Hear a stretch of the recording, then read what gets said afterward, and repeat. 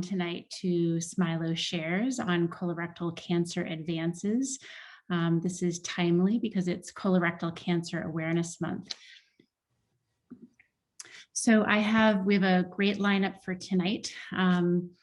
I'll introduce myself first. I'm Pamela Kunz, and I'm an associate professor of medicine and medical oncology, and I'm the director for the Center for Gastrointestinal Cancers at Yale.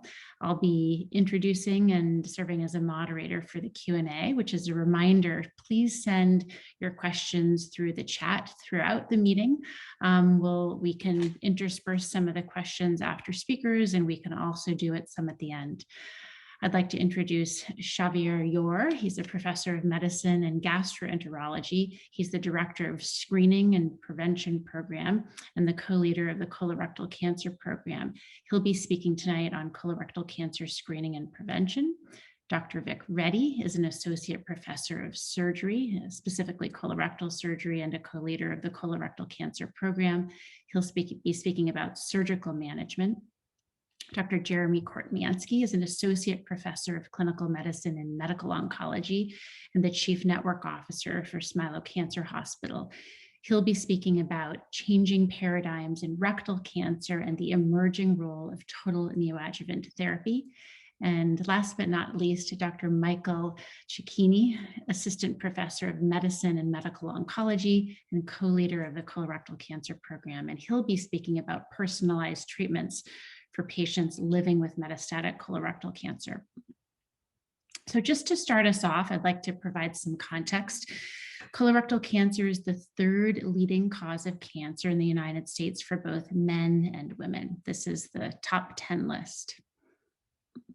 It's also the third leading cause of cancer death for both men and women, behind lung and prostate cancer for men and behind lung and breast cancer for women. The good news is there is a lot we can do about that, and Dr. Llor will be speaking about this as a preventable disease in many cases, and we hope to teach you about that tonight. Colorectal cancer has been in the news quite a bit this year, certainly and last year with the tragic death of Chadwick Boseman, who died of colorectal cancer at a very young age. Also because a new guideline, the United States Preventive Services Task Force, is recommended that we start screening at an earlier age, and this is still in draft form, but is very likely to be recommended and formally approved. So just to give you a little bit of a teaser of some of the topics we'll talk about tonight. So I will stop there and pass the baton to Dr. Llor.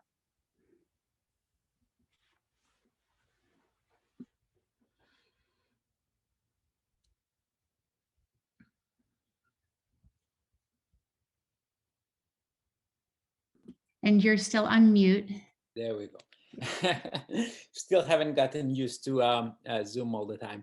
Anyways, thank you very much, Pamela. It's a pleasure to be here tonight to share this time with our colleagues and all of you, trying to understand a little bit better about several aspects of colorectal cancer.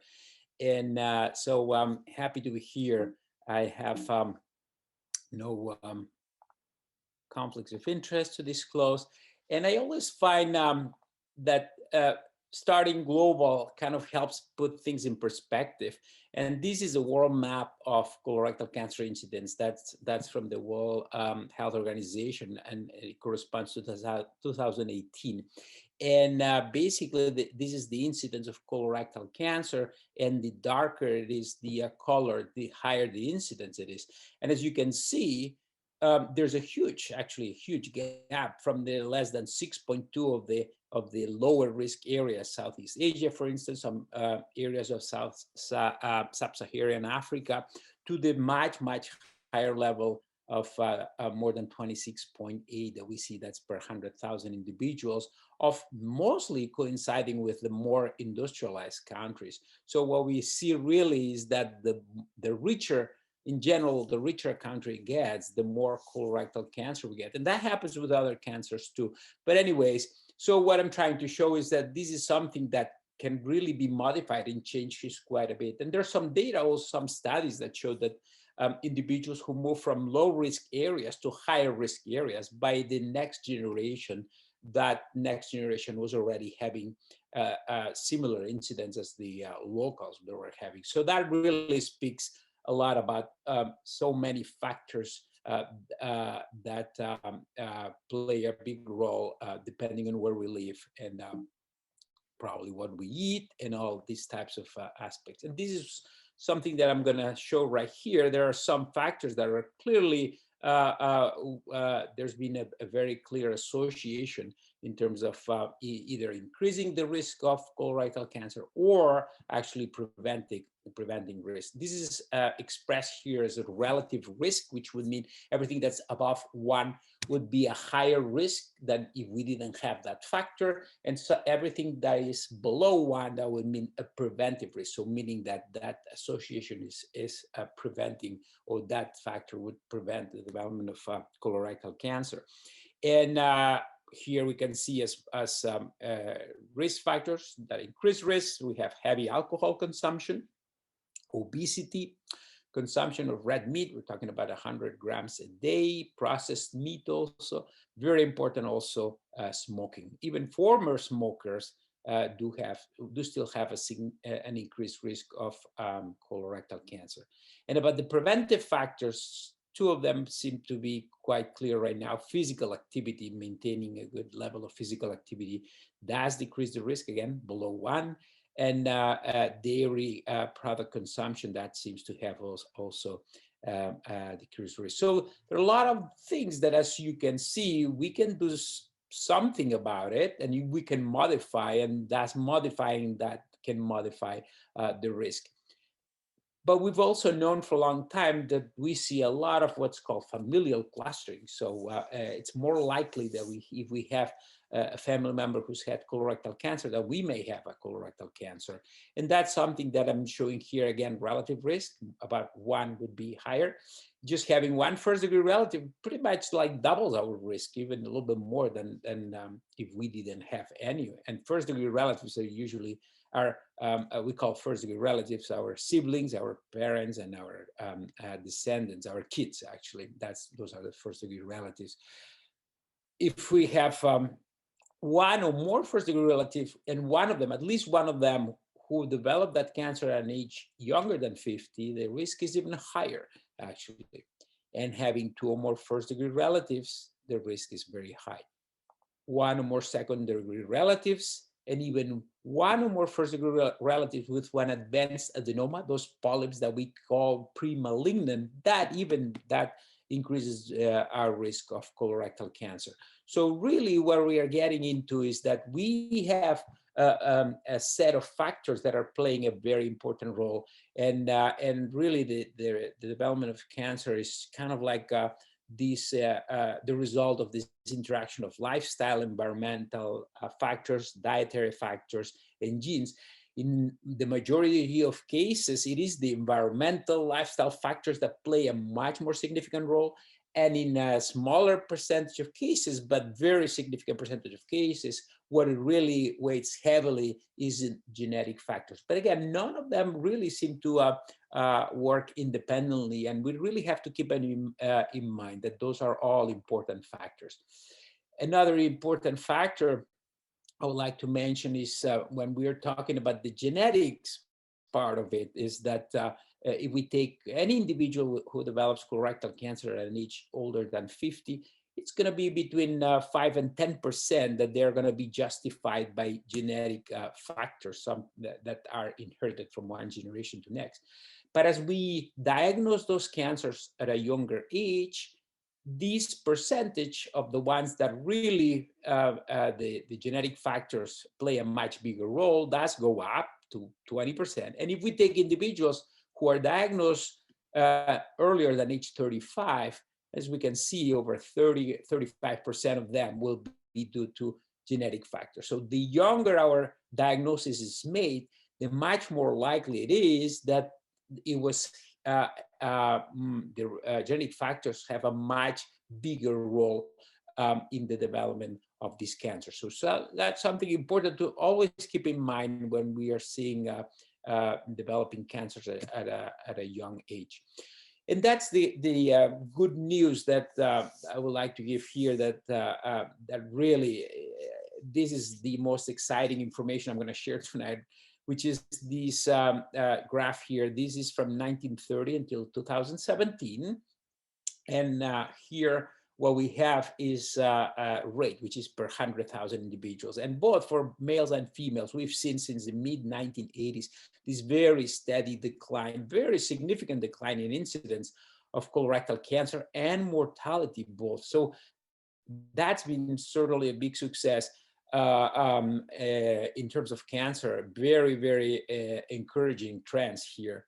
And if we average it all out, between 2006 and 2015, the annual decrease in colorectal cancer incidence has been averaging about 3.7%. This is huge. This is very significant, that decrease that we've seen. And we've seen this decrease particularly even among the older individuals. So really a pretty formidable change in trend here.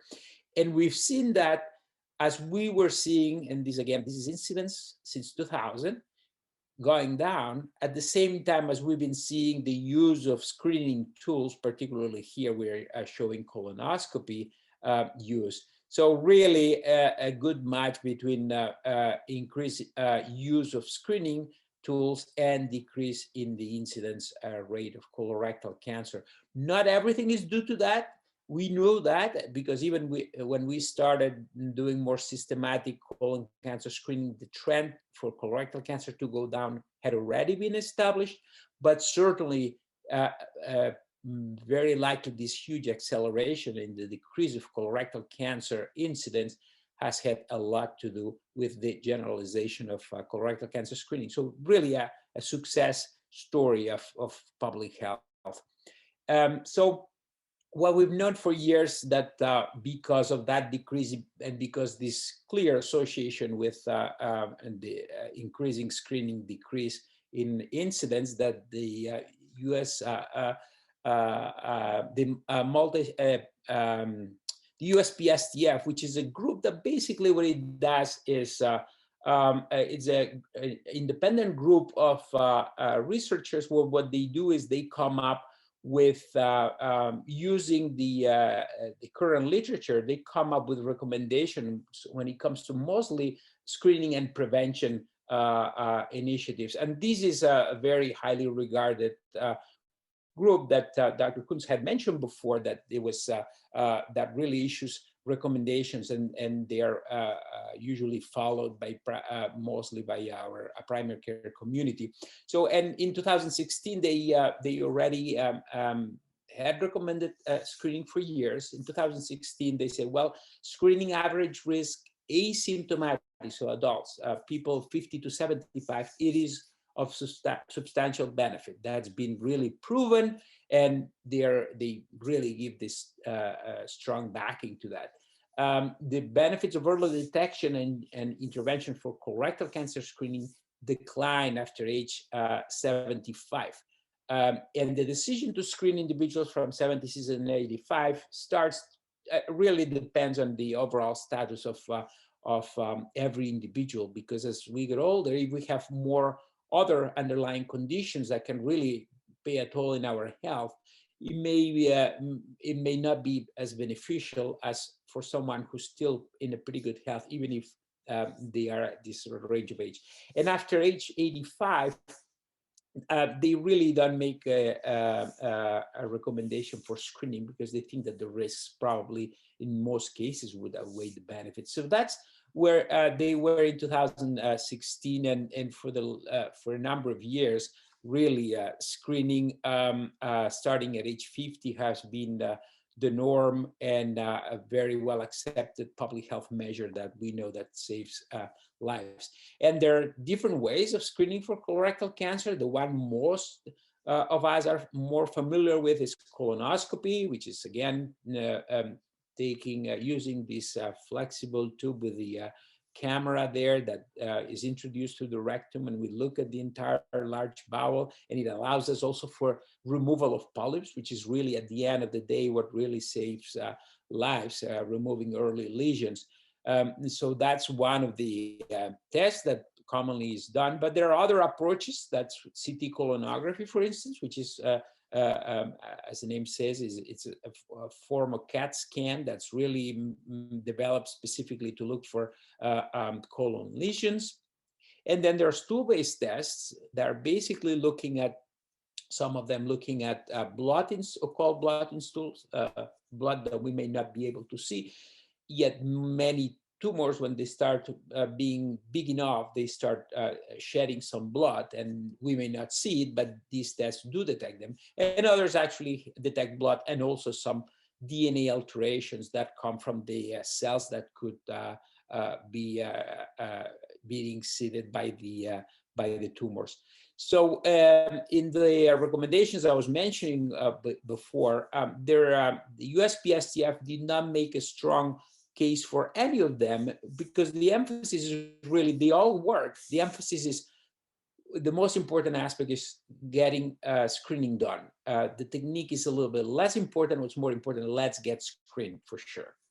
So they separate between direct visualization test, which is the colonoscopy, and if that's the case, is every 10 years. Sigmoidoscopy, which is the shorter version, every 5 years, or sigmoidoscopy with a cold blood test every year, OCT colonography every year, and then the stool-based tests, which are basically FOBT. That's an old test that's pretty much no longer used, but then this FIT test and this multi-target DNA test, that's called, those are the ones that are recommended. And again, there's no emphasis in one of them. It's just to make sure that we do it, whatever works best for everyone.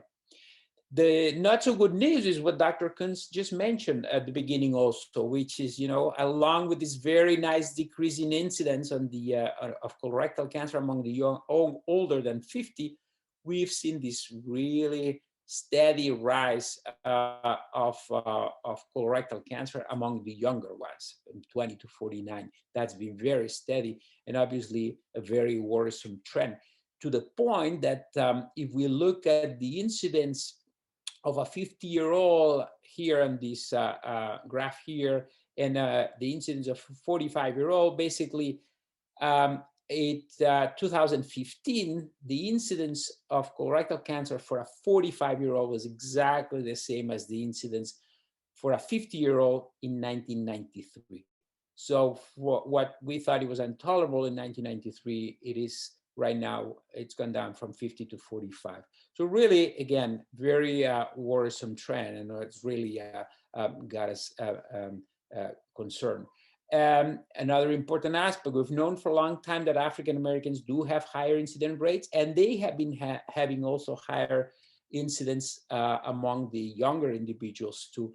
But what we've seen over the last few years is that actually the other groups, including non-Hispanic whites, have seen that increase going up, to the point that right now, basically, among the young onset colorectal cancers, among individuals who are younger than 50, the incidence between African Americans and whites is pretty much the same. So the concern is for everyone the same. So the American Cancer Society a couple of years ago came up with these guidelines saying we need to move down to age 45 for average risk individuals, because of these trends that we're showing. They got some modeling done, and they figured out that this was a good public health recommendation to go down to 45. And as Dr. Kunz showed, the USPSTF has under review the recommendation to go down to 35. And from all we know, this is probably going to get approved pretty soon, and that's where we are going to get started screening for average risk individuals. So again, the message is, the most important thing is get screened, no matter how. We just need to get screened, and that's starting at 45. But obviously, if there's family history, we need to talk about it earlier. We need to talk sooner than that, and that's kind of my message. Thank you very much. Thank you, Dr. Llor. So we'll, I think what we'll do is move on to Dr. Reddy. Maybe we'll just kind of get through our presentations, and I'll pass the virtual baton to you.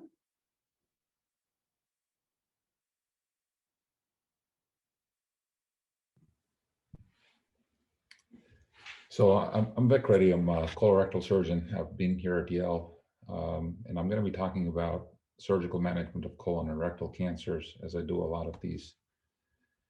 Now, after Dr. Llor, does a colonoscopy and finds a cancer, he sends the patients to us. And, usually when we look at colon cancer and rectal cancer, we kind of approach them differently. So here's a picture of a colon. The appendix is somewhere right here in the corner. Here's the small intestine coming in. This is the first portion of the colon, called the right colon. And then you come all the way down to the rectum, which is down here. Normally we see, this is the sort of the distribution of the cancers that we see. So 30% tend to be in the right colon, 10% tend to be in this area called the transverse colon, 15% tend to be in the left colon, 25% in the sigmoid colon, and about 20% in the rectum. Now, when we see someone with colorectal cancer, we don't right away jump to surgery. We do some kind of initial workup before we go for surgery. And some of the first things that we do is that we get blood work. We get this cancer marker called a CEA to establish a baseline. And then we almost always get a CAT scan. And the purpose of the CAT scan is to identify the staging of the patient. Now, a lot of times patients ask me after a CAT scan if I can tell them if it's stage 1, 2, 3, or 4. The only thing we can tell on the CAT scan is it's stage 4 or not. Now, how do we know it's stage 4? Stage 4 basically means it's gone to the liver or the lung. And in this picture, I usually like to show my patients their CAT scans. And in this picture, you can see in the liver, there's a couple of lesions. So this is stage 4 colon cancer. And usually if it's stage 4 colon cancer, they end up seeing someone like Dr. Kunz, Dr. Kortmansky, or Dr. Cecchini for chemotherapy before we do any surgical resection. And sometimes, you go in for, before you go for surgery, we even have them go for another colonoscopy because let's say there was a cancer and we couldn't identify, or, when they did the colonoscopy, they couldn't tell exactly where it was. Sometimes we have them go back in and put a little tattoo on that area so that we can identify it when we're doing surgery. Now, whenever we go for surgery, people always ask me, can you just take out a little piece of the colon and not take out like half the colon? Unfortunately, what determines whether we take out just a piece or a bigger piece is actually the blood supply of the colon. So for example, if a colon cancer happens to be somewhere right in this area, we have to take out a bigger piece just so we can get all the lymph nodes, get good margins, and whatever remaining piece of colon is left has good blood supply. So when we look at the management of this surgically, there's several different approaches. There's the traditional approach, which is open surgery, which most patients end up with an operation and an incision, which is about this big. All of these surgeries are equivalent. It's just that, different surgeries, you have bigger scars or lesser scars. I tend to favor more of this laparoscopic surgery where, we put little holes, we pump the belly full of air, and then using these instruments, we go in and we do the surgery. In this case, you can see this is the right colon, and we're kind of, dividing and taking the blood vessels in this area so that we can take out all the lymph nodes. And another option that we also give is this thing called robotic surgery. And this is an example of a robot. It's one of the older robots. And usually the way it works out is that, the surgeon is sitting kind of in a corner. There's an assistant standing right by the bedside, and the robot sits there. And using these same little holes, it goes inside and we do the surgery. And when we do the surgery, it sort of looks like this in the inside of the belly. Here's the colon in the back, the blood vessels, the lymph nodes are usually in this area. And here are our instruments working on all of these things. And usually the advantage of this minimally invasive surgery is that instead of having a big incision, you have a couple of small holes and then an incision where usually the cancer is taken out. Now, whenever we approach colon cancer surgery, the goals of the surgery is to thoroughly explore the belly to make sure there's no small nodules or anything that the CAT scan could not see. And then the primary goal is to resect the bowel segment, which has the cancer in it, and achieve negative margins, meaning we take enough tissue on all sides that no cancer is left behind. At the same time, we take out a lot of lymph nodes, which drain that piece of the bowel so that we can see if the cancer has escaped the colon and gone into the bloodstream or the lymphatic system, because the lymph nodes usually tend to catch that. Fortunately for us, when we take out all these lymph nodes, no part of the body swells up like they do in other parts, in other cancers like breast cancer or cancers in the arm and leg. So when we do right colon cancer surgery, so here you look at, this is the cancer, and even if the cancer's here, we can't just take out this little piece. We end up taking out all of this. Even if the cancer's here, we end up taking out all of this. Believe it or not, it's as if the cancer's here, we actually, to get a negative margin, we got to take a little bit more. Similarly for left cancer, if the cancer's here, we just take this piece out, a little bit lower. If you notice, we take out almost always about a foot of colon, and we also take out all the lymph nodes in this area. These are the blood vessels that supply, we take out everything. Now for colon cancer, after the surgery, you're in the hospital for about 3 to 4 days. There's some restrictions on what you can eat for the first 2 weeks, but after that, you can sort of go back to normal activity. And even after surgery, depending on the lymph nodes, depending on the pathology, then you end up seeing the oncologist for chemotherapy and a discussion of that. But I won't go into the details of the chemotherapy, but usually even after surgery, you end up getting blood work every 3 months, CAT scans every year, unless you have some high-risk features. And usually we recommend a colonoscopy in a year. And based on what you find on that colonoscopy, you may get it, every year, every 2 years, every 3 years, or every 5 years. Now, we talked about colon cancer, so let's talk about rectal cancer. Rectal cancer is something that I work on a lot more. For rectal cancer, just like, when a patient shows up with rectal cancer, we don't go right away for surgery. We actually get the CAT scan to make sure it hasn't spread anywhere else. If it hasn't spread anywhere else, we still do the blood work, but in addition to the CAT scan, we get an MRI or an ultrasound. Ultrasound used to be the older technique. We prefer the MRI because we can see much more features. For example, in this patient, you can see this is the backbone, here's the tailbone, and here's the rectum, and the cancer is here. So kind of close to the tailbone. And this gives us pictures of, here's the cancer again. You can see that it's not invading into the fat, which is a good thing.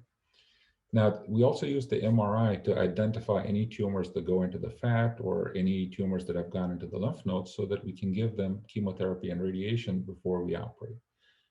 Jeremey will be talking about total neoadjuvant chemotherapy and radiation, which is slightly different than what we used to do before, but it is a new technique, and I'll let him talk about it.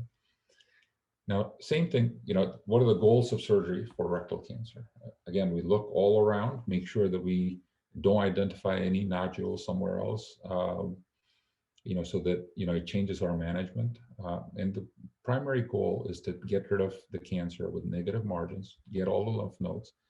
But for rectal cancer, there are a few more important things that come into play. One, because it's lower down in the bottom, it's very hard sometimes in some patients to reattach their intestines. We do everything possible to reattach their intestines and avoid a bag. And if you take out part of the rectum or most of the rectum, I always explain to my patients that the rectum is sort of like the garbage can. If you make it smaller, you got to go to the bathroom a lot more. So you don't want to make it so small that you're going to the bathroom, 20 times. So you want to make sure that patients have acceptable functional results. Because, if you're going every hour, I think your life is limited. So for rectal cancer, the anatomy of the rectum is important because these are the muscles that control whether you poop or not. And if the cancer is involving these muscles, it's actually better to take out the anus and give a bag, because if you do anything to damage these muscles, then you're going to be incontinent. So for surgically, we start from the easiest to the most complicated. For the easiest ones, for these small lesions, so let's say there's someone who's old who can't tolerate a big operation, or the cancer is very small and very superficial, we go in through the anus and, we cut it out and then stitch it up so that the cancer is gone. Problem with this is that this has a higher chance of the cancer coming back, so we don't like to do it in someone who's healthy or someone who has got bad features in their cancer. We like to do these for polyps or some very early cancers which have low potential for spreading. Same thing, if the same tumor was higher up, if you notice, this is very close to the bottom. If it's higher up, we have these specialized equipment where we go in laparoscopically through the bottom, through the anus, go all the way up into the rectum, and sometimes even up to the colon.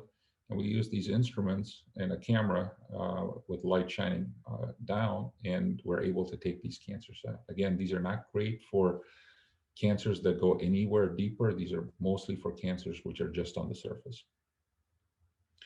But our more traditional operation is, in this case, you can see this. Here's the cancer.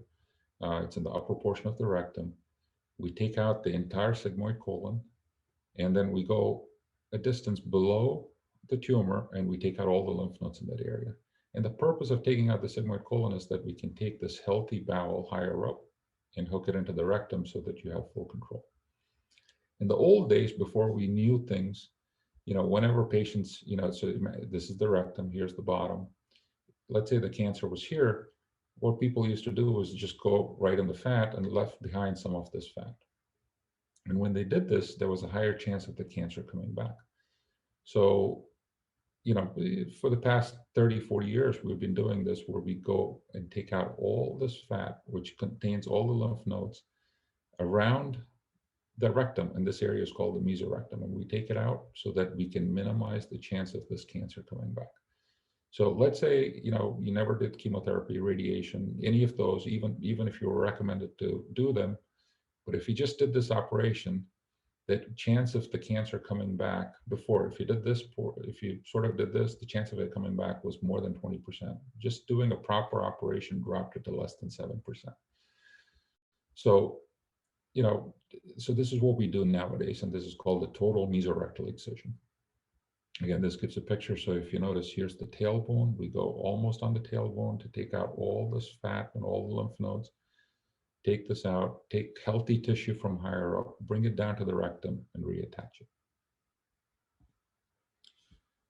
This is more a pictographic thing where, when we're operating, this is what we see. We see the sacral bone, we see the coccyx, we're digging things out. We have to preserve, the tubes called the ureters, which are tubes that take urine from the kidney down to the bladder. We also try to preserve these nerves, and these nerves help with sexual function.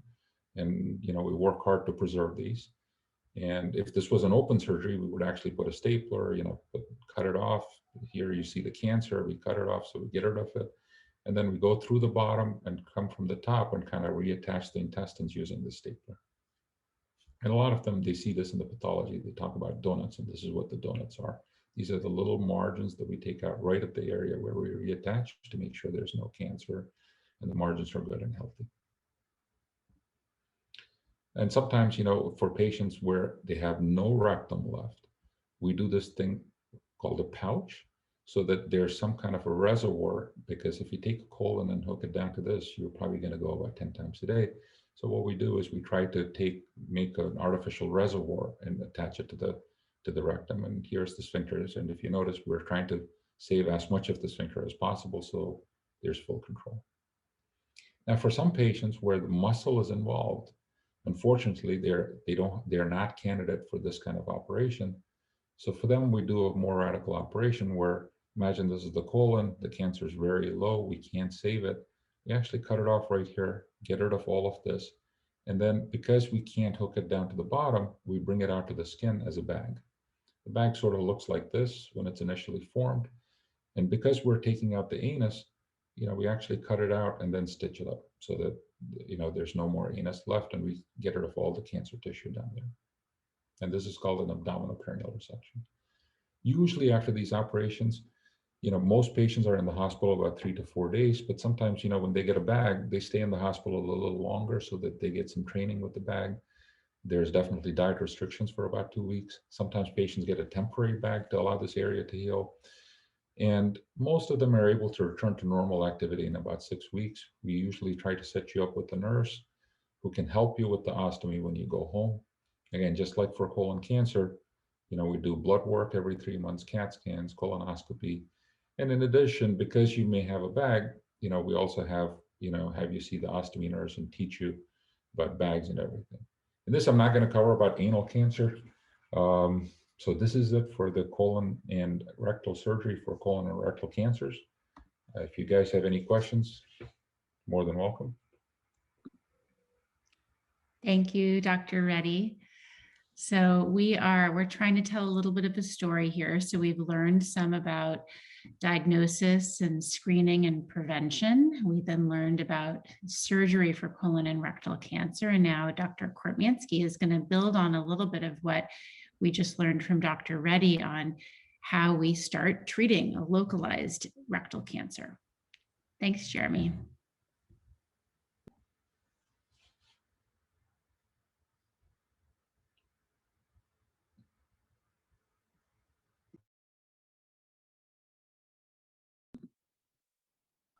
All right, there we go. All right, thank you. So I will try to pick up a little bit after and somewhat before Dr. Reddy. I apologize that I don't have as fancy pictures as he does.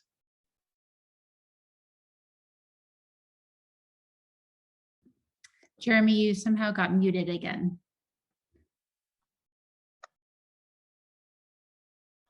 Can you hear me? Yes. Okay, I'll try not to. So the important thing about treating rectal cancer is that it really requires multimodality care. And what that means is that patients who have rectal cancer are treated by more than one physician. They need a medical oncologist and a surgeon and a gastroenterologist and a radiation oncologist. And all of us work closely together to really map out what is the best plan going forward. And individual patients have individual needs based on their tumor location and the stage of their tumor. And so we discuss these cases as a team to really come up with the best plan. As a background, and I'm sorry if some of this is repetitive, but there are about 45,000 cases per year of rectal cancer in the US, and representing about 20 to 30% of colorectal cases total. And patients can present when symptomatic with either rectal bleeding or changes in their bowel habits.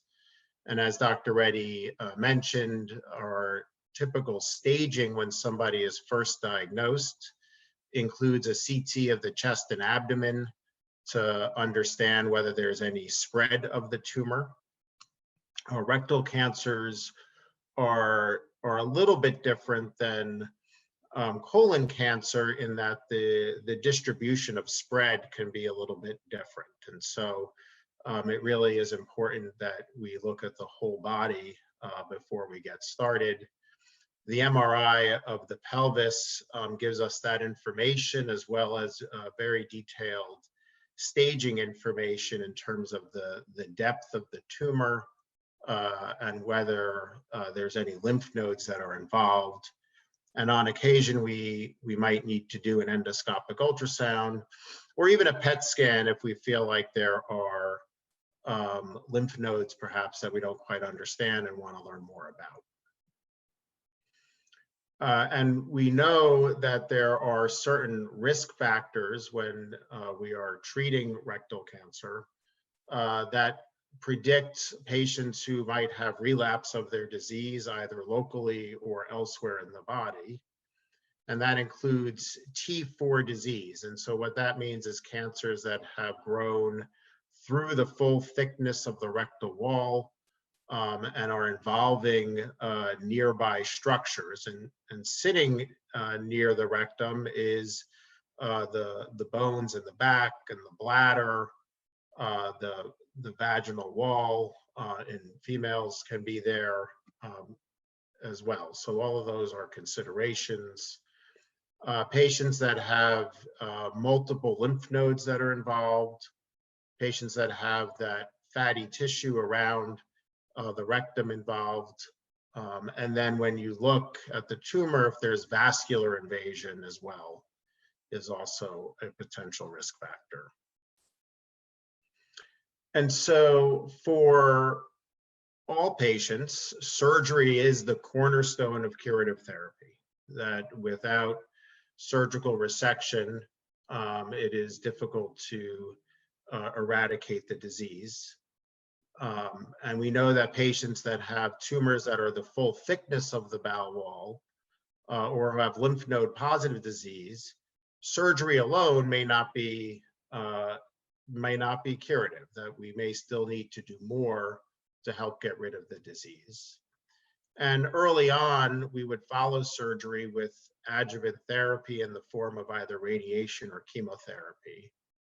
But around 2004, an important study came from Germany with data that was duplicated in other sites, showing that chemotherapy and radiation together prior to surgery was able to improve the outcome in many patients. And it did so because it could downstage the tumors, made them smaller, could increase the likelihood that the sphincter is spared so that patients don't require a permanent ostomy like Dr. Reddy had described, and increase the pathologic complete response rate. And what that means is that patients, when their tumor is taken out and you look at it under the microscope, you don't see any cancer. You don't see any cancer in the bowel wall. You don't see any cancer in the lymph nodes. And that is an effect of the treatment because we had biopsies before we started that showed us that the cancer was there. The other thing that we learned from this is that giving the treatment prior to the surgery was better tolerated than trying to do a similar treatment afterwards. And so starting at about 2004, this became our standard approach. The pathologic complete response rate is important because it can improve how patients do. And there have been a number of studies, and I picked out these two, which came out about a decade ago, that showed that the pathologic complete response rate with chemotherapy and radiation is somewhere between 15 and 30%, depending on the study. And that the patients that have a pathologic complete response rate do better long-term. They have less incidence of disease recurrence. And we even see that there's sort of this continuum, that the better your response is to the pre-treatment, then the better the relapse rate, the incidence of distant metastasis, and even local relapse. All of that improves with a better response to the preoperative therapy. For many patients, our paradigm now then says after surgery, we'll give you chemotherapy. And we know that for patients that have nodal involvement or patients that have tumors that involve the full thickness of their rectum, chemotherapy does reduce their risks of recurrence. It's really actually more controversial in those patients that have tumors that are not the full thickness, even if that's the case because of the chemotherapy and radiation. And then the other challenge with chemotherapy is that it's hard to give it after somebody has already had a lot of therapy. It can be hard to give the standard course because of toxicity and delayed recovery from their prior treatments, because blood counts are slower to recover. And so only about 65 to 70% of patients that we plan to give adjuvant chemotherapy to complete that treatment. Nonetheless, giving chemoradiation prior to surgery and then adjuvant chemotherapy afterwards is currently our standard. And so the question that has come up is, does reversing the order of our approach have an impact? If we gave chemotherapy and chemoradiation, if you did all of that treatment prior to surgery, could we improve how patients do? And there's a lot of potential advantages to doing that. One is that we could increase the number of patients that have a pathologic complete response. And we know that doing that can improve the outcome. We know that we can reduce the stage of the tumor. So even following that continuum, even if you can't make it go away completely, maybe you can make it less involved. It improves the potential to spare the sphincter and not have a permanent ostomy. And then a shorter time to stoma closure. And this, many patients, even if they're not destined to have a permanent ostomy, they sometimes have a temporary ostomy to allow their wounds to heal. And we tend not to let Dr. Reddy close that until after we're done with our chemotherapy. And so if we give our chemotherapy beforehand, it's a shorter period of time that someone would have that stoma, maybe only 6 weeks as opposed to 5 months with the chemotherapy beforehand. And giving the chemotherapy before is a little bit easier. There's a higher completion rate, there's a lower toxicity, and so we can get through and take that 65 to 70% and really get it closer to 90 to 100% getting through their treatments. And then really turning things upside down, it opens up the potential for a non-operative approach. And so a non-operative approach or watchful waiting is an area that is still under development, I'll say. It requires a complete clinical response, so not a pathologic complete response, but now a clinical complete response, which is determined through digital exams, endoscopies, and MRIs. And it requires aggressive, vigilant surveillance with this screening every 3 months in the first year, every 4 months in the second year, and then even out to years 3 through 5. And there's been a fairly extensive international experience with this. The first papers actually were published back in 2004. But really the experience has grown over the past decade and shows that in patients that have had a clinical complete response, the local regrowth rate, so the chances that the tumor will grow back in the rectum, is about 25% overall, with 65% of those cases happening within a year of your treatments and 90% within 2 years. If the tumor were to return, then those patients can go on to a surgery at that point.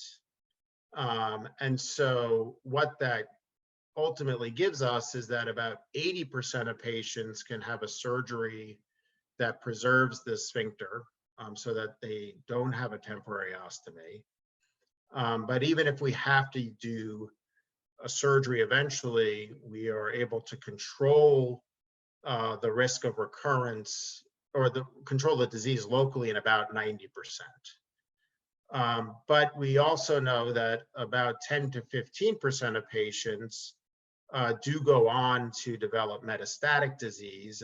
And what is interesting is that the majority of those patients who get metastatic disease also get recurrence locally.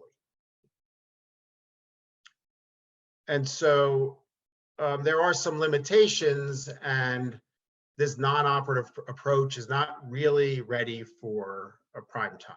I think that the concern is that when you look at the data that's available, the majority of the patients had a lower clinical stage to begin with. These were patients that had low nodal involvement. They did not have full thickness tumors, and so may already be speaking to a more favorable biology. This approach definitely requires high vigilance in follow-up, and so it does have impact on patients who have difficulty getting their care on a regular basis. It has expense costs when you're getting all of these procedures and tests. And the end of the day, our gold standard is prospective data. And there has yet to be a study that is comparing a non-operative approach to an operative approach prospectively. And because we have high concern of the risks of tumor recurring locally, we haven't adopted this as an approach across the board. Certainly, there are patients where taking a non-operative approach would be reasonable to consider based on the stage of their tumor. And again, that is the value of having multiple physicians contributing to the care to figure out the best thing to do. So just some future considerations in terms of management, of multimodality management of rectal cancer are questions like the optimal radiation. Our standard approach is what we call long course with a combination of radiation over 5 weeks with 5-FU based chemotherapy. There is information about short course, meaning only 5 days of radiation, but at much higher doses than we might use on the longer course. And then some studies that are looking at not using radiation at all. And one example of that is the Prospect trial, which has completed enrolling patients, and we're waiting for the data, but using the response to chemotherapy as a decision point of whether radiation is required or not. We're also still trying to figure out the optimal chemotherapy. Does giving all of that treatment up front over-treat patients who may not really need that chemotherapy? And in patients that do, what is the right chemotherapy? Should it be a standard approach like 5-FU and oxaliplatin? Should it be a 3-drug approach for which there is some data as well? And we don't really know the answers to that. And then also whether there's a role for biologic therapy or immunotherapy within this paradigm. And there are studies that are looking at that as well. One is GI-002, which has looked at both of those questions. And then also the optimal surgery, not just the concept of watchful waiting, but also the optimal interval between when you finish your treatment and finish your radiation and when you should go on to surgery. Our sense is that the longer we wait, perhaps the better the response and the outcome might be. And so Dr. Reddy may say to you, you finished your treatment, but I want to wait 8 weeks, 10 weeks before I do my surgery to make sure that we are experiencing the optimal benefit. So kind of putting this all together in terms of how we think about patients when they come to us with rectal cancer, the first step is our staging. And if it looks like it's a stage 1 cancer, we would recommend going right to surgery and then seeing what happens afterwards and deciding whether patients need chemotherapy alone or whether they need chemotherapy and radiation. If patients have stage 2 or higher disease, then we do consider a neoadjuvant approach, giving chemotherapy followed by chemotherapy and radiation, and then surgery afterwards. And so this is really our general paradigm that we are thinking about patients now, but there's clearly a lot of information that we're waiting to come through to really refine our approach. That's all I got. Thank you. Thanks, Dr. Kortmansky. That's great. So we have one final presentation. And Jeremy, if you can stop share on your side, that's great. We are going to have Dr. Cecchini help finish things up here and talk some about treatment for metastatic colorectal cancer.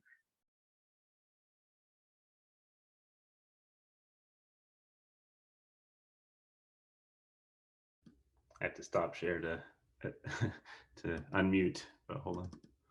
All right. Okay, thank you.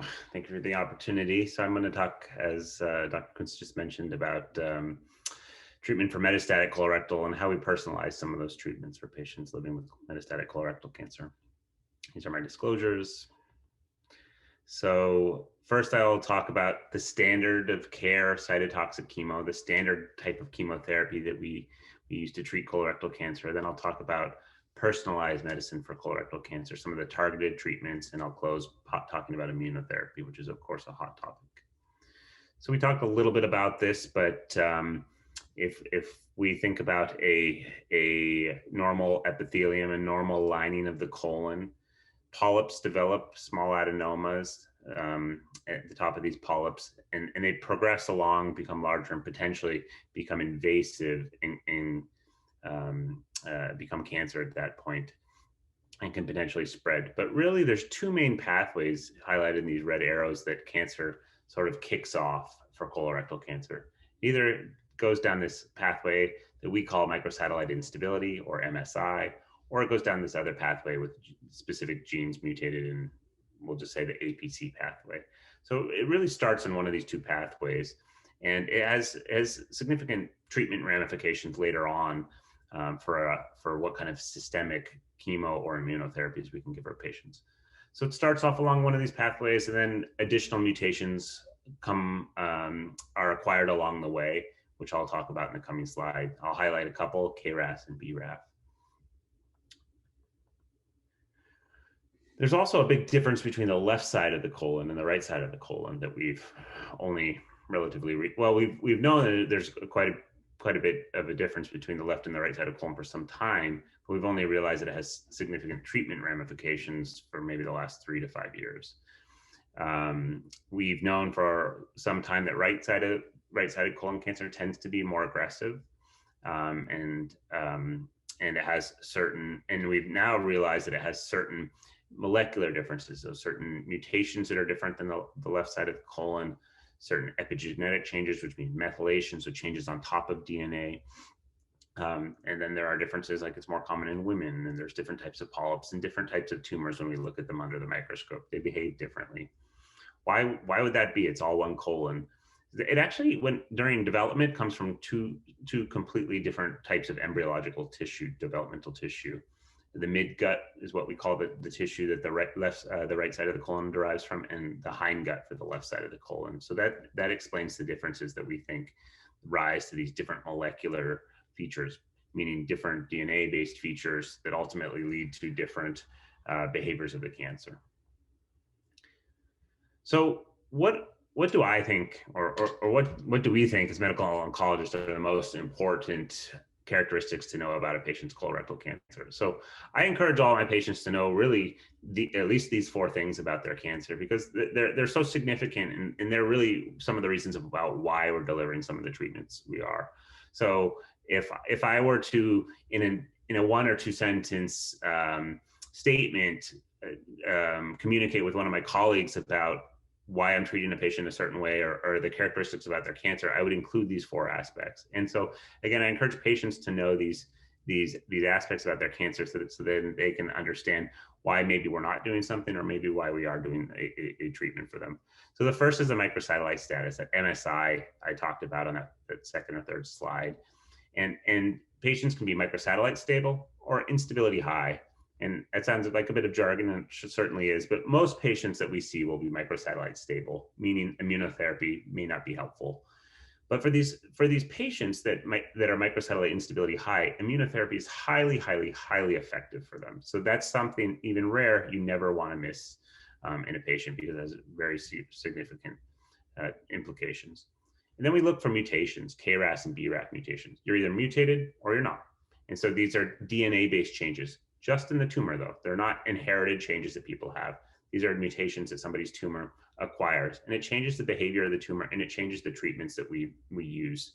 And I'll get to that in a slide or 2. And then, as I mentioned, where the tumor started, is it on the left side of the colon or the right side of the colon? We used to just think that told us how the cancer was going to behave, but now we also realize it tells us what treatments may or may not work. So what kind of chemo do we use? So Dr. Kortmansky in his last presentation mentioned FOLFOX, FOLFIRI. There's also treatment FOLFOXIRI. So we use three main drugs initially: 5-FU, so 5-fluorouracil, which some people might know is this infusion pump. We use oxaliplatin. Some people might know that is a drug that creates sensitivity to cold. We use irinotecan, a drug that can create diarrhea. Its nickname is "I run to the can."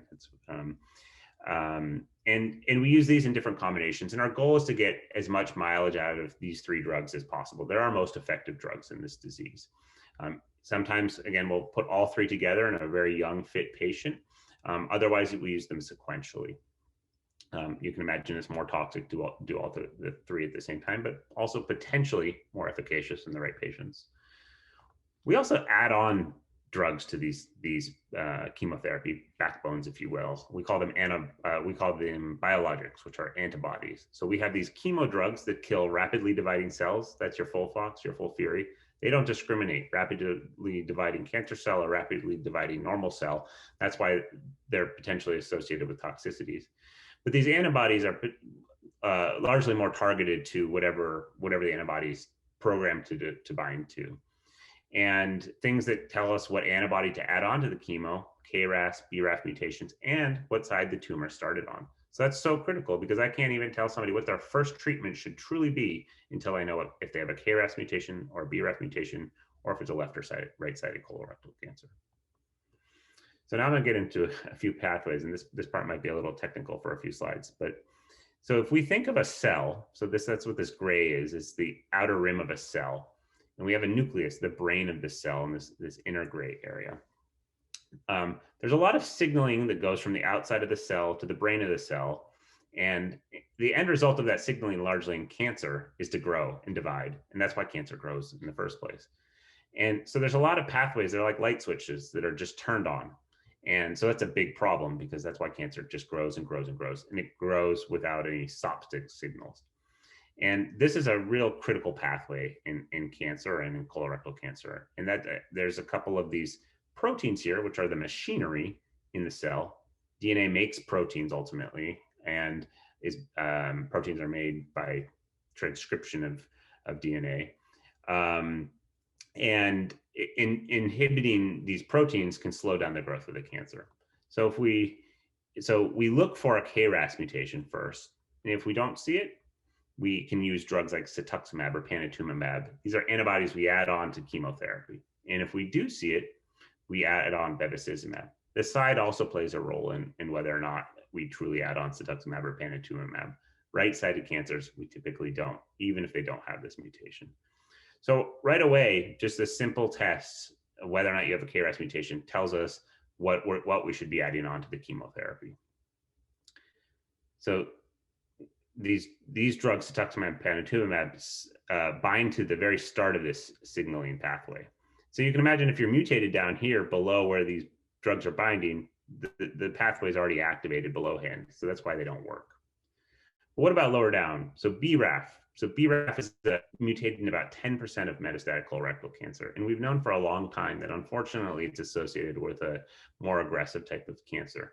But now in the last couple of years, we've also realized that we can actually stop the pathway at that level by using these new drugs, encorafenib and cetuximab. So using these two drugs in combination is highly effective for these BRAF mutant cancers. Again, absolutely critical to know that somebody has a BRAF mutation. Otherwise, you're not going to be delivering them the proper therapy. What about K-Ras mutations? They're about 40 to 50% of colorectal cancer. They're common. Unfortunately, we have not yet developed a drug that works to inhibit K-Ras. Again, it tells me not to use those medications I showed a couple slides ago, but we don't yet have a therapy that stops K-Ras. We do have a few drugs in the clinic that are being investigated to stop K-Ras. They seem to be very effective for a very, very rare subtype of K-Ras in colorectal cancer that represents maybe 1% of colorectal cancer. But that's how this starts. We develop one inhibitor for a low percentage, and then we develop another, and then pretty soon we're covering the majority of these patients. Lung cancer has been a great example of that over the last decade. And there are newer drugs coming every day in the clinic.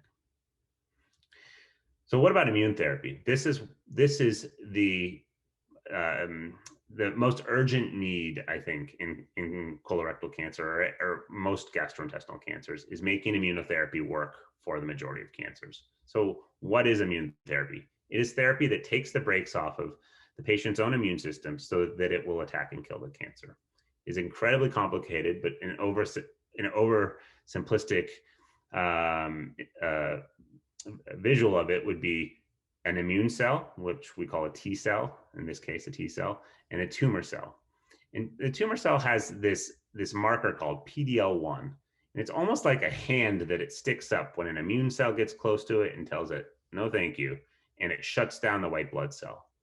So if we can put a drug in the pocket of that receptor and hand interaction and block the talk between the tumor cell and the immune cell, at least block the negative talk, the immune cells won't get shut down when they get next to the tumor cells. The problem is it doesn't work for the majority of colorectal cancer.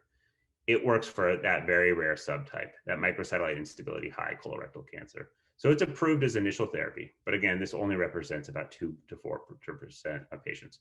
But for these 2 to 4% of patients, it is incredibly important to know this, because if we look at a curve of chemotherapy for this is, again, this rare subtype, every patient here. But if we just take a look at this curve, and I realize most people are not very familiar with looking at these types of curves, but we pick a time here. This is 24 months, so 2 years. With pembrolizumab, immune therapy in this case, about only half of patients have had their cancer grow at all after 2 years of therapy. If we compare that with chemo, about 20% have not had their cancer grow at that point. And roughly, once you make it to that 2-year mark, it's rare that the cancer grows beyond that. So we're seeing these responses for these patients with this treatment that's relatively non-toxic that just seem to go on and on and on. Unfortunately, it doesn't work for everybody, but for the patients it does work. It is some of the most dramatic responses that we'll see as oncologists. So in conclusion, the main treatments we use are these treatments called FOLFOX and FOLFIRI. It's certainly a bit of a word salad there. We use a lot of abbreviations, which doesn't make things easy to keep straight in one's mind. All tumors should absolutely be tested for these 3 things. And the 4th thing would be, again, what side does the tumor come from? And so it is absolutely standard of care. And you should always ask your oncologist if it's not clear if any of these things have been looked for. It should be looked for in every patient. The microsatellite status to test for immune therapy, essentially, and the K-Ras status and the BRAF status, which also dictates initial chemotherapy, frankly. And immunotherapy is standard of care for microsatellite instability high colorectal cancer. We have numerous trials ongoing at Yale trying to make immunotherapy work for the other 96% of patients. And sometimes we have some successes, and we are learning more and more every day. Thank you. Thank you, Dr. Cecchini. So we have some time for from some questions. So I will ask some, both from the Q&A, and I encourage our audience members to please continue submitting questions. We've been answering some of those as we go. I'll also start just by asking some questions. So I'm going to start with Dr. Llor. You mentioned that we're starting to see, or we've seen an increase in colorectal cancer in young adults and in our patients of the Black community. And I'm wondering if you can speak to why you think we're seeing that. And you're on mute. Thank you. So the changes are happening relatively fast, and when changes happen that fast, certainly it can have much to do with genetic changes which take a long time to happen. It has to have much more to do with environmental factors, nutritional factors, whatever we do. And unfortunately, environmental, nutritional, all those things are a bunch of things that are like coming together in a person. It's very hard to separate out the effects. And as I showed before, some of them have been clearly associated, but I'm sure there are other things that we're totally missing in terms of that. The interesting thing is that we saw this increase in the African-American community 25 years ago. And that's why some societies have been recommending screening African-Americans earlier, starting at 45. And it's not until the last few years that the other communities are catching up, unfortunately catching up with the African Americans in terms of that increased risk. Something that must have to do with, again, those environmental, nutritional factors, whatever we do, whatever we are exposed to, that's not sitting well with us, and it's equalizing us right now in a bad way. But we have not, I mean, besides the factors that we were sharing with you, I think there's a lot of them that are not explained, because we put it all together, it still does not add up. So we're still missing some, and we need to do more research on that. Great, thank you. Dr. Reddy, I have a question for you. So something that I know a lot of my patients ask and worry about is this, having a bag. Are they going to need to have a bag after a rectal cancer surgery? Can you speak to what that is like in terms of quality of life? How do you coach your patients through that? So for us, one of the best things that we have are the ostomy nurses, and they give patients a preview of what life is to live with a bag. So there's two kinds of bags. There's a temporary bag and there's a permanent bag. The permanent bag, quality of life is good. When we have looked at patients who have had permanent bags, there's only one negative thing that patients complain about, and it's usually in males, and it's negative sexual body image. So when we looked at all patients 5 years down the road, 6 years down the road, that was the biggest complaint that we saw. The temporary bag is a little bit more of a problem because it's kind of watery diarrhea. And a lot of times I have to reassure patients it's only for a temporary period of time, just bear with it, finish the chemo, we'll close it up. But it can still be, emotionally distressing because, you get irritation around the skin. Now you're getting chemotherapy, the skin cells fall off a little bit easier, the bag doesn't stick, so there's lots of leaks. The ostomy program really helps them or guides them through this. And, it is a hard time for them when they're going through this. And I think, when those patients complain about those bags, I think it is real, and it is tough. Great, thank you for answering. I think the best thing that we used to have is we used to actually have a program where we used to have them talk to other patients to say that, things do get better. I think now with HIPAA and especially now with COVID, that's completely shut down. Yes, hopefully we'll get back to that. So thank you. Dr. Kortmansky, I want to ask you a question here. So you and Dr. Cecchini both talked about chemotherapy, and you also talked some about radiation. Can you speak a little bit more about some of the side effects? And, I think when we use the word chemotherapy, it generates a lot of fear. And I think that a lot of our treatments have gotten better. I think that's true. I think when we talk about chemotherapy, and one of the main regimens that we use is this FOLFOX regimen, at least in the neoadjuvant or adjuvant setting. Generally, it's well tolerated in that there can be some nausea. We do give medicines before treatment. We give medicines for patients to have at home, and if that doesn't work, then we have other medicines that we can add to the regimen to really try to get that under control. It can affect sense of taste. It can affect the blood counts, and it can cause diarrhea.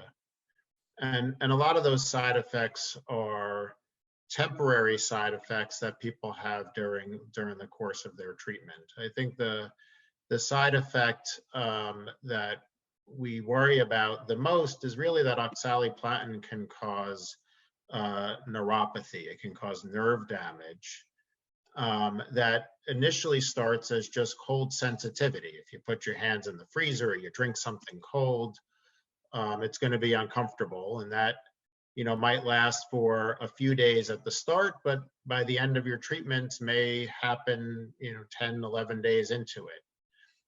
But it can also be cumulative, and it can last for a long time after the treatment is done. And so what I have found in terms of a semi-permanent toxicity of chemotherapy, it is that numbness and tingling to some degree.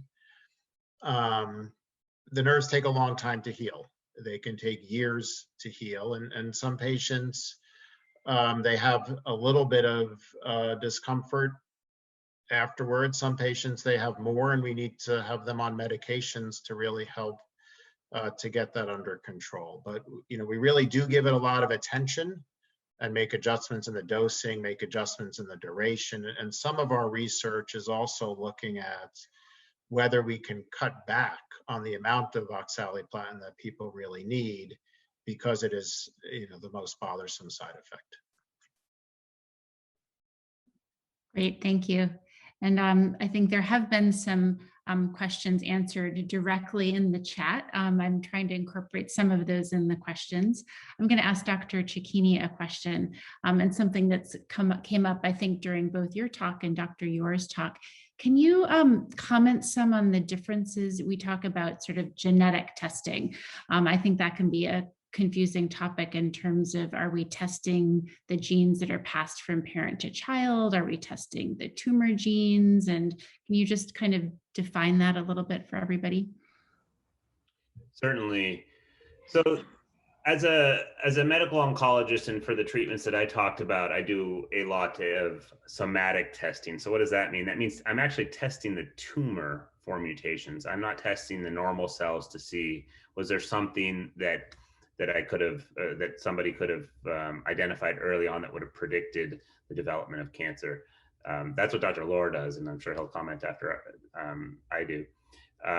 But so we're sequencing the tumor, and we're looking for those mutations that I mentioned, K-Ras, BRAF.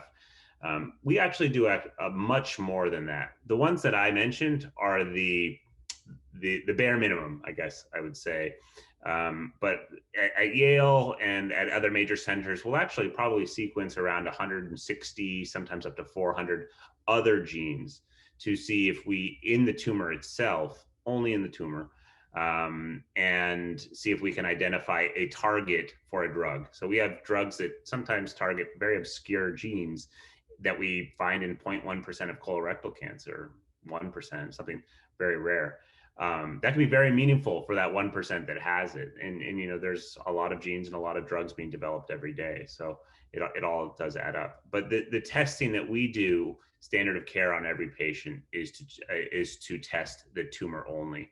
We sometimes do a brief comparison with the normal cells as part of our test here at Yale, but some patients may be familiar with their test being sent out to a company by their doctor, such as Foundation Medicine, Guardant. These are companies that sequence tumors for oncologists, and those are just doing the tumor itself. We can even now sequence the blood and see if we can detect tiny amounts of cancer in the blood and look for mutations where we can sometimes identify some of those same mutations. As you can imagine, it's not quite as good as when we do that, because we're not going to the source and really pinpointing everything, but it's pretty good, and the technology is advancing quickly. I'll let Dr. Llor comment on the germline sequencing that he does. All right, we'll take on that. So we're more interested on that other side of the side where we are looking at the genes in the normal cells. Those are the ones that we inherit, one copy from mom, one copy from dad. And that's the one that most of the genetic diseases that get passed along where we detect them. And usually we do it with a saliva test or a blood test. And that's how we can detect some of the underlying genetic diseases that cause colorectal cancer, for instance, Lynch syndrome, or the polyposis cases too. So those are the ones that when we have any suspicion that something may have been, again, have some genetic background in terms of developing cancer, that's what we're testing for. Great, thank you. I'm going to ask a question that's just come up in the chat, and I think Dr. Cecchini, you may be typing an answer to this now, but it's a question on, the duration of chemotherapy for stage 4 or metastatic colorectal cancer. And, is it given indefinitely? Are breaks part of the plan? And maybe both Dr. Cecchini and Dr. Kortmansky can address that. Sure. Yes, I was halfway through my response, but I'll just say it. So in general, we don't necessarily have a plan from day one that we're taking a break at 6 months or 1 year when we're treating metastatic cancer. We're trying to control the disease as long as we can, and we want to keep the pressure on the cancer as long as we can.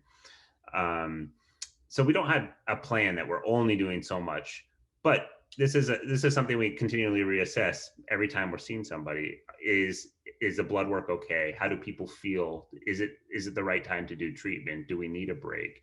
And that's a case by case decision, certainly between somebody's patient and their oncologist. But I think other part of the question was, how long can the organs take indefinite chemotherapy?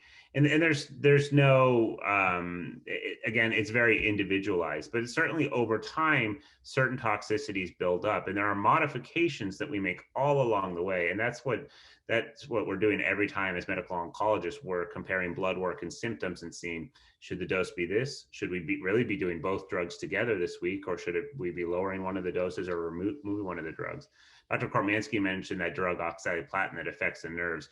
Nobody ever gets that drug indefinitely. It causes neuropathy in everybody. And so usually around the 6th or the 8th dose, we're significantly reducing it or eliminated completely and switching to a maintenance type of chemotherapy. That's preferred actually than taking a break. Switching to maintenance, we actually know that's better than taking a break, even if you restart it when the cancer grows again. And we take a break and we lower the doses down, and we switch to a maintenance of usually that 5-FU. Sometimes we use a pill form of it called Xavier with the Avastin together. And usually that's pretty tolerable. That's the goal of maintenance, to keep the cancer in check, hit it hard initially with those multiple drugs, keep it in check with a lower dose maintenance for as long as we can. And then when necessary, escalate again. But if patients cannot tolerate that along the way, absolutely breaks are incorporated. And there's certainly people that have a different biology. Their cancer is not reading the textbooks and isn't behaving as aggressively at certain times when we might expect it to be. And those patients certainly can get breaks and do really well with breaks at times. So it's very individualized. Great, thank you. Jeremey, anything to add? Yeah, I would just add a couple of points. I think also along the way, depending on the extent of somebody's disease, we get together as a group and we make a decision about whether there's an opportunity to treat individual sites of disease more aggressively with either surgery or radiation, which may then afford a break from treatment.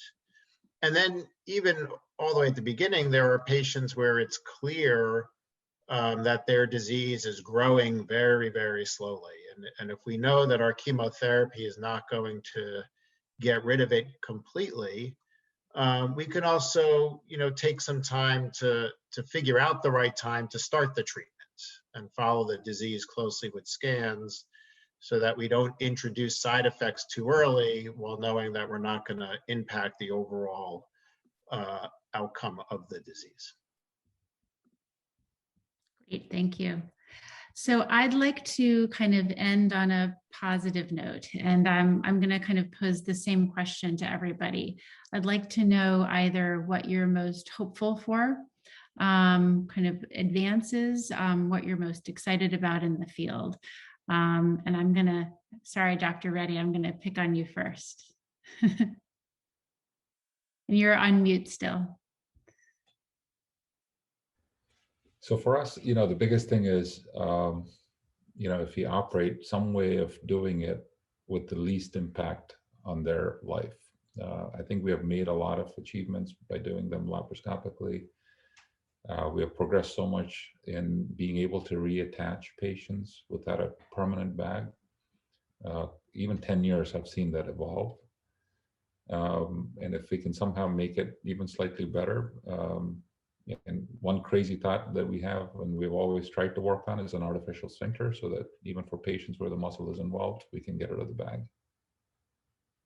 Great, So thank you. That's great. Dr. Llor? So I guess my dream would be getting all the oncologists out of business, not preventing patients from developing cancers, and that'd be my dream. And that's so I think that's so as we've seen with colon cancer, there's there's a huge opportunity because we are able to see big differences. And therefore, that means that there's a big chunk that is preventable from different standpoints. One of them also including diagnosing earlier the genetic ones that even though they are a minority, they are a big part of what causes cancer and problems related to that. So that would be my dream, to really see how we can prevent it even more. And I'm very optimistic about that. There'll be more probably blood-based tests that would allow us to do that in a much simpler way. And again, hopefully not getting to the stages that we're talking about. Thank you. Dr. Kortmansky.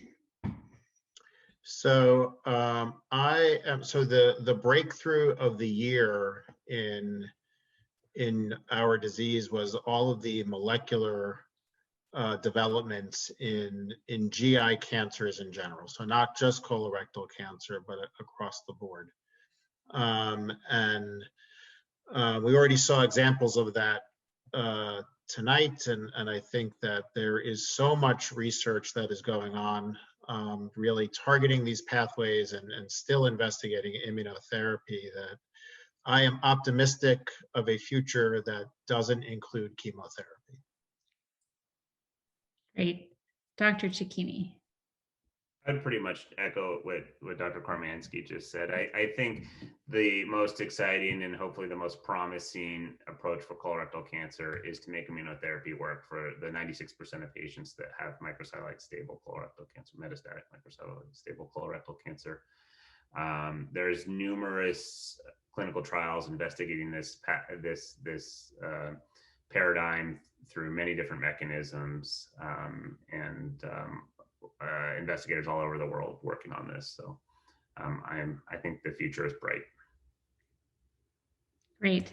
Well, I share in that optimism, and I want to really thank our participants, both our panelists tonight, but also those of you in the audience who've been listening. And I think many of you have shared your personal stories, whether it's personally or with family and friends. We thank you for getting screened and getting colonoscopies, and also really sharing that. I think that I'll maybe agree with Dr. Llor that I think that really if we can prevent it, that's really a huge mission. And I think one of the goals of Colorectal Cancer Awareness Month is really spreading that message around screening. So please share that with your friends and family. Any screening is better than no screening. So thank you everyone for sharing your evening with us. We are very grateful. And please, come to our Yale Cancer Center website and let us know if you have any needs from